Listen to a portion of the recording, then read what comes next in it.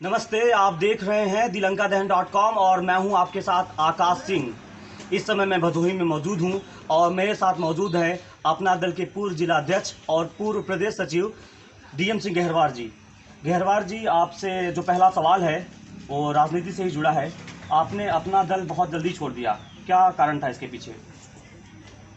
मैं जल्दी छोड़ा कि बाद में छोड़ा जी ये तो भाई पार्टी की नीति और नियत पे निर्भर करता है। जी जब हमें लगा कि पार्टी की नीति और नियति जी जी विशेष व्यक्तिवादी, विशेष दलवादी, विशेष जातिवादी, विशेष समुदायवादी हो गई, जी तो ऐसे दल का हमने परित्याग कर दिया। जी जब आप आए थे अपना दल में तो क्या क्या सोच के आए थे, क्या क्या प्लानिंग थी आपकी? भाई प्रत्येक संगठन का एक सिद्धांत होता है, प्रिंसिपल होता है। जी उससे हर संगठन ये बोलते हैं हम सर्व समाज के हित की बात करेंगे, सर्व समाज के लिए कार्य करेंगे, प्रत्येक बिरादरी के लिए, प्रत्येक समुदाय के लिए। किंतु जब वो किसी एक सीमित विचारधारा में जब सिमट कर रह जाते हैं, जी तो ऐसे दल का हम सभी को परित्याग कर देना चाहिए, क्योंकि हम सभी लोग युवा हैं जी और युवा खुद ही एक मजबूत विचारधारा है। जी हम युवाओं को प्रोत्साहित करने के लिए, दल विहीन राजनीति करने के लिए अग्रसर होते हैं। जी आपकी अपनी क्या विचारधारा है? लोग जानना चाहते हैं आप क्या सोचते हैं और आप किस तरीके से सोचते हैं? देखिए, हमारी विचारधारा यही है जी कि एक नए विचारधारा के साथ जी और नए विश्वास के साथ जी युवाओं को नेतृत्व सौंपा जाए जी जी और युवा जिसमें जोश है, जिसमें कर्म करने की क्षमता है, योग्यता है, दक्षता है, ऐसे लोगों को आगे आना चाहिए जी और उनको समाज को आगे बढ़ाने के लिए, अपने समुदाय को आगे बढ़ाने के लिए, इस देश को आगे बढ़ाने के लिए अग्रसर होकर के काम करना चाहिए।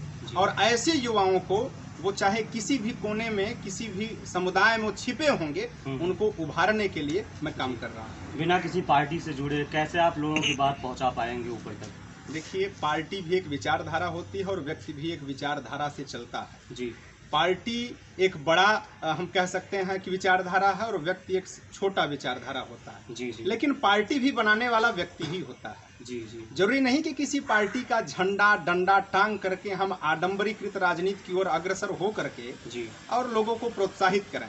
जब तक हम स्वायत्त शासी नहीं होंगे, स्वतंत्र नहीं होंगे, अपनी विद्वता को प्रदर्शित करने की क्षमता नहीं रख पाएंगे, तब तक हम लोग कुछ नहीं कर पाएंगे। इस वजह से डंडा और झंडा का परित्याग करके एक मजबूत परिवर्तन के एजेंडे को लेकर के मैं निकल लिया। जी आप एक छात्र नेता रह चुके हैं, छात्र राजनीति में आप सक्रिय थे, तो बताइए छात्रों को किस तरीके से या लोगों को किस तरीके से जो है राजनीति में रुचि लेनी चाहिए? देखिए, छात्र संघ के राजनीति में भी आडंबर दिखाने का लोग प्रयास करते थे जी लेकिन वहाँ भाई आप पता कर सकते हैं कि सीएमपी कॉलेज में जहाँ दिखावा, माफियागिरी और आदि आदि प्रकार के नकारात्मक विचारधाराओं को लोग प्रोत्साहित करते थे। जी बिल्कुल। वहाँ मैं साइकिल से प्रचार करके और जहाँ लोग 10 लाख रुपए खर्च किए थे, वहाँ 7,000 के इन्वेस्टमेंट में मैं छात्र संघ का अध्यक्ष चुनाव लड़ा और चुनाव लड़ने के बाद मात्र 7 वोट से मैं चुनाव हारा। तो स्वाभाविक है कि कहीं न कहीं लोग मुझे एक्सेप्ट किए। ये 7 वोटों से हारना कितना खलता है आपको? मुझे खला नहीं बल्कि एक नई सीख मिली कि और भी मजबूत हम इरादों के साथ आगे आएं और हमारा मुख्य उद्देश्य पद पाना नहीं था। हमारा मुख्य उद्देश्य ये था कि लोग जागरूक हों कि जो कमजोर परिवार के लड़के हैं, जो गरीब परिवार के लड़के हैं और जिनमें मजबूती है, जो विचारधारा से मजबूत है, वो आगे आएं और छात्र संघ की राजनीति करें। अर्थ की राजनीति नहीं होती, चूंकि भारतीय संविधान में किसी लाइन में नहीं लिखा गया कि इतना पैसा रखने वाला, इस मजबूत बैकग्राउंड का रहने वाला ही व्यक्ति राजनीति कर सकता है। इस विचारधारा को जागृत करने के लिए हम साधारण रूप से चुनाव लड़े और उसे प्रतिफलित भी किए।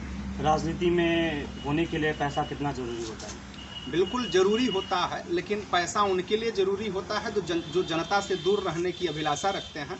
केवल दिखावा करके, अपने आप को शो करके लोग राजनीति करते हैं, उनके लिए जरूरी है। हमारे लिए तो जरूरी नहीं। कभी पैसा मेरे लिए राजनीति में बाध्य नहीं हुआ। भदोही में इस समय सबसे ज़्यादा एक्टिव नेता आप ही हैं। बताइए कुछ भदोही के बारे में, क्या सोचते हैं भदोही के बारे में? कितना डेवलपमेंट हुआ है, कितना डेवलपमेंट होना बाकी है? भदोही को किस तरह के नेता की ज़रूरत है इस समय? देखिए, हम ये नहीं कह सकते कि हम सबसे सक्रिय हैं जी लोग। बहुत से ऐसे लोग हैं जो और भी सक्रिय हैं कहीं न कहीं अपने लोगों को सेट करने में। जी कोई रिश्तेदार को सेट कर रहा है, कोई ठेकेदार को सेट कर रहा है, कोई परिवार को सेट कर रहा है, जी कोई भाई भैवात को, बहू और बेटे को सेट कर रहा है। तो हमसे ज़्यादा वो सक्रिय हैं, तो ऐसे लोगों का मैं स्वागत करता हूँ। आपको लगता है राजनीति किसी की बपौती है? मतलब अगर मैं हूँ, मेरा लड़का होना चाहिए, फिर आने वाली पीढ़ियाँ वही सब निर्धारित करेंगे कि राजनीति की परिभाषा क्या होगी? देखिए, मुझे किसी के बाप की बवंशी थी भदोही में, जी लेकिन अब आगे नहीं होने दूंगा। ये मैं पूरी भदोही की जनता को आश्वस्त करना चाहता हूँ, अवगत कराना चाहता हूँ जी कि मैं तो अब नहीं होने दूंगा। भदोही चारागाह जैसे बना था कि गांव में कहावत है कि बरसिंग घास बोई दिहागा बा और बहरे का सांड आई के चर के चला जाता न, घरे का पशु भूखा मर जाता। तो ऐसा अब नहीं होने देंगे। ये बाहरी सांड को बाहर ही रहना पड़ेगा और ये भदोही चारागाह तो नहीं बनने दिया जाएगा। जितना प्रयागराज और जौनपुर डेवलप हो पाया शिक्षा को लेके, लगता नहीं कहीं ना कहीं आपको कि भदोही अभी भी बहुत पिछड़ा हुआ है शिक्षा को लेके? देखिए, शिक्षा को लेकर के ही नहीं, शिक्षा, स्वास्थ्य, सड़क, जितनी भी सुविधाएं जो मूलभूत आवश्यकताएं हमारे भदोही की। जी चूंकि मैं गांव गांव पदयात्रा और चौपाल किया हूं, बिल्कुल। मैं भी शासन सत्ता का व्यक्ति रहते हुए भी सरकार के योजनाओं को मैं गांव गांव तक देखा हूं। जी जी तो कहीं न कहीं ये जरूर मैं कह सकता हूं कि भदोही पूर्णतः उपेक्षित है। इस वजह से चूंकि यहाँ के निर्वाचित जनप्रतिनिधियों में वो क्षमता नहीं कि वो खींच करके सरकार की योजना आम जनमानस तक पहुंचा सके। जी इस वजह से भदोही उपेक्षित है। इलाहाबाद बनारस की तुलना हम नहीं कर सकते। बिल्कुल बिल्कुल। इस वजह से नहीं कर सकते क्योंकि आज तक हमारे केएनपीजी कॉलेज को देख लिया जाए, क्या यहाँ यूनिवर्सिटी की आवश्यकता नहीं है? बिल्कुल है।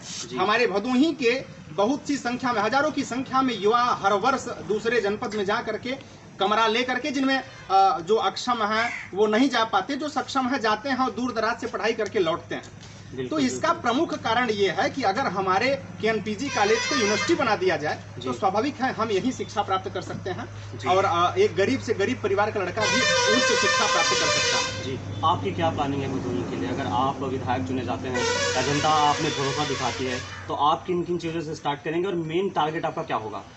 मेरा एक ही उद्देश्य जी कि मैं कार्यकर्ता नहीं बनाऊंगा जी, मैं हर गांव में एक नेतृत्वकर्ता बनाऊंगा जी और उस नेतृत्वकर्ता को नेतृत्व सौंप करके एक एक गांव को विकास की मजबूत कड़ी से जोड़ने का प्रयास करूंगा।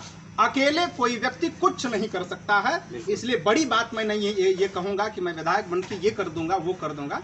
जो करेंगे आम जनमानस करेंगे और उन आम जनमानस में से एक व्यक्ति को खोज करके उस गांव का नेतृत्व पकड़ा करके उसी से विकास करूंगा और करवाऊंगा। आपके प्रतिभा को देख के जो आपके प्रशंसक है वो चाहते हैं कि जल्द से जल्द आप कोई पार्टी ज्वाइन करें, तो कोई पार्टी है जिसकी राह आप देख रहे हैं? अभी हमने कुछ नहीं सोचा है। जी। पंचायती चुनाव हमारे समक्ष है। पहले तो पंचायती चुनाव में हमें ये सिद्ध करना है कि डंडा और झंडा प्रमुख नहीं होगा, जो विकास का एजेंडा लेकर के, मजबूत एजेंडा लेकर के क्षेत्र में कदम रखेगा, उसको निर्वाचित करके ही अपना प्रतिनिधि बनाएंगे। और हाँ, एक चीज और ये संदेश देना चाहूंगा कि इस बार भदोही के पंचायत की सीट बिकने वाली नहीं है, खरीद फरोख्त नहीं होगा। जो विकास का मजबूत एजेंडा अपने जनप्रतिनिधियों को दिखाएगा वही यहाँ का पंचायत अध्यक्ष और पंचायत सदस्य होने के काबिल है। ये मजबूत मुहिम मैं गांव गांव में चलाऊंगा और किसी भी दल को मैं प्रोत्साहित नहीं करूंगा कि फला दल को आप निर्वाचित करिए। अभी मैं किसी एक महान नेता का, बड़े नेता का मैंने बयान सुना था कि सरकार प्रदेश और देश में हमारी है लेकिन गांव में सरकार नहीं है, कहीं न कहीं इस वजह से हमारा गांव विकास विहीन हो जाता है। लेकिन गलत बात है। सरकार पार्टी की नहीं होती, सरकार जनता की होती है। ये महोदय वो भूल रहे थे। सरकार जनता की होती है, जनता द्वारा निर्वाचित सरकार होती है। तो जनता का ही विकास अगर आप नहीं करेंगे, केवल रिश्तेदार, परिवार और बिरादरी का ही करेंगे, तो देश का तो विनाश होना तय है। उसी ओर अग्रसर लोग हैं। डीएम सिंह गहरवाल राजनीति में क्यों है? डीएम सिंह गहरवाल इसलिए राजनीति में है, I want to change the definition of politics. मैं राजनीति की परिभाषा बदलना चाहता हूं और उस परिभाषा को आप पूछना अगर चाहेंगे कि परिभाषा क्या होगा, तो उस राजनीति की परिभाषा में उपेक्षित परिवार का व्यक्ति जिसमें दक्षता होगा, जिसमें योग्यता होगा, जिसमें कार्य करने की कुशलता होगी, उसे नेतृत्व पकड़ाऊंगा, वही राजनीति की परिभाषा हमारी होगी।